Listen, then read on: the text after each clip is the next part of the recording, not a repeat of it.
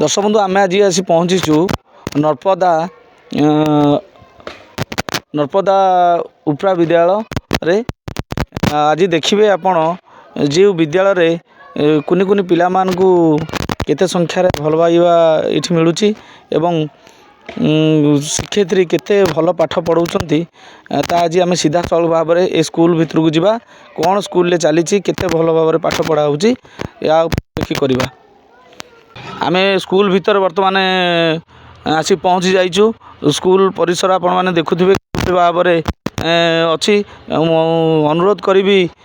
जो माने अभिभावक अच्छा एवं जो माने आज निज निज पिला मानकु ये पाठ पढ़िया छाड़ुंट मानक अनुरोध करी आपण मैंने आसतु एवं गवर्नमेंट स्कूल जो भाव में पाठ पढ़ा जाऊँगी मु खास करके कहबी आम जाजपुर जिला कोरेई ब्लॉक रो नर्पदा स्कूल गोटे सुंदर भाव में परिवेश ये हठात आम स्कूल भीतर को प्रवेश करुँ देखा कि भाव में पाठ पढ़ा चली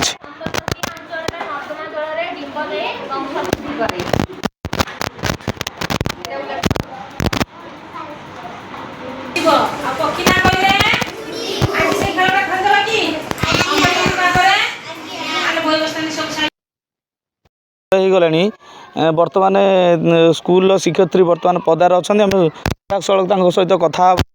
स्कूल एत समय है मैडम जाइए कुआड़े पाठ पढ़ा कौन होची कौन नहीं मैडम सीधा सड़क मैडम सहित कथा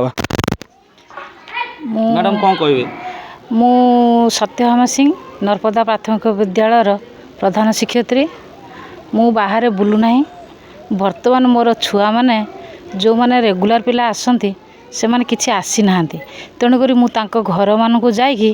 गोटे गोटे घर को जाकि सब डाकी डाकी आणुची से मत पदार देखापी पाइले तो धन्यवाद आपण मैंने सीधा सड़क भाव में देखुते प्रधान शिक्षयित्री जहाँ अभियोग करते पिला माने आसुना पाठ पढ़ा बंद करके से पिला मानकु घर घर बुलिकी डाकुछन पिला मानकु केमती भल भाव में पाठ पढ़े और शिक्षित ता प्रति मानकु बुझाउछन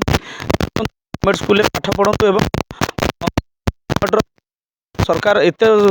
आपन को सुविधा कले कि माने प्राइवेट स्कूल पाठ न स्कूल पाठ पढ़ातु सीधा स्कूल भीतर को जीवा एवं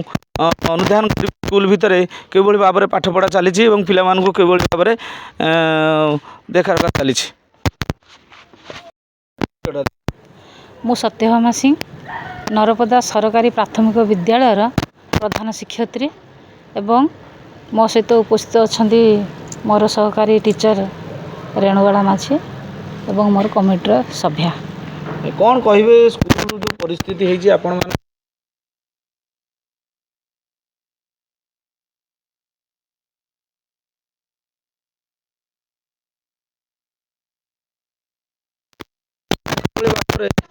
सरकार नजर को आसुनी कौन से स्कूल जो भाया परिस्थिति अच्छी आम देखिए भारी दुख लगुच कौन कह विषय देखु आज्ञा आगुरी कौन होता सरकार विभिन्न प्रकार काम शिक्षक को दूसरे जहाँफल आम डरी डर कि समस्त करूँ ना दरमा रिकवरी हम बर्तमान आम हाथ में कम ना बर्तमान से सब जिते सब कम रही केवल आमर सरपंच द्वारा गाँ लोकों हाथ में कम कर एक आ दुई रे आम पाठ पढ़ाइबा लोक भीतर जब विभिन्न प्रकार कार्य भी दिखाई आमर भारसाम्य रोनी तेणुक आम कार्य एपटे करूँ ना बाड़ी बगीचा सफा करूँ ना ये सब जिनस असुविधा हो तेणुक से कम गले भी आमर किसी असुविधा ना तेणु जो कमटा होता भल कि हेल्ले भल हाँ सब जिनस आमर रहा स्कूल को परिष्कार परिच्छन्न करने कथा स्कूल को परिष्कार परिच्छन्न करवा डस्टर किणवा ए सब बाबद को आम कंपोजिट ग्रांट अच्छी है 25,000 टंका आमर वर्ष को थे दि जाए से 25,000 टंकार प्राय जो जिनस सब किणा जाए 5,000 टंका आम जीएसटी पड़ाए बाकी रहा 20,000 टंकार वर्ष सारा आम से व्यवस्था करके आम चलू यही भाव आम स्कूल चलाऊ कौन कहे जो बगीचा जो भाई भाव में परिस्थिति होती मुझे कहि कैमरा पर्सन को देखे टे बगीचा को बगीचा जो भाई भाव में देखिए समस्त को कहि देखिए से बगीचा जो भाई भाव में अच्छी आउ से बगीचार काम किसी है तार बहुत दुख लगुच देखला ସୁନ୍ଦର ଭାବରେ ପାଠ ପଢ଼ା ଚାଲିଛି କିନ୍ତୁ ଦୁଃଖ ଲାଗୁଛି ଗୋଟିଏ କଥା ପରିବେଶର ବାତାବରଣ ବହୁତ ଅସୁବିଧା ଅଛି ଏବଂ ଆପଣମାନେ ସିଧାସଳଖ ଭାବରେ ଦେଖିପାରୁଥିବେ ଚିତ୍ର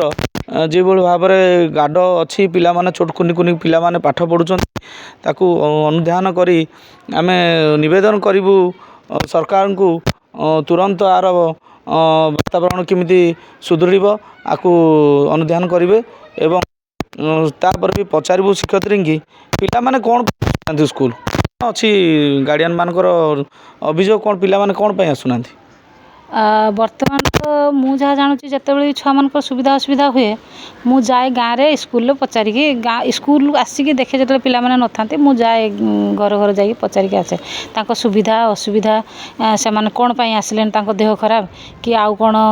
ପରିବେଶରେ ଧର ଯେଉଁ ତାଙ୍କର ଆଉ କ'ଣ ଅସୁବିଧା ହେଇଥିବ ସେଥିପାଇଁ ମୁଁ ଯାଇକି ବୁଝି ବୁଝାଇକି ଆସେ ଏବଂ ମୋ ସହିତ ସେଥିପାଇଁ ବି ଅଛନ୍ତି ଜଣେ ଗାର୍ଡ଼ିଆନ୍ ଅଛନ୍ତି ସିଏ ମୋ ପାଖରେ ଠିଆ ଅଛନ୍ତି ତାଙ୍କୁ ଯଦି ସାମ୍ନାରେ ପଚାରିଦେବେ ବେଟର୍ ହୁଅନ୍ତା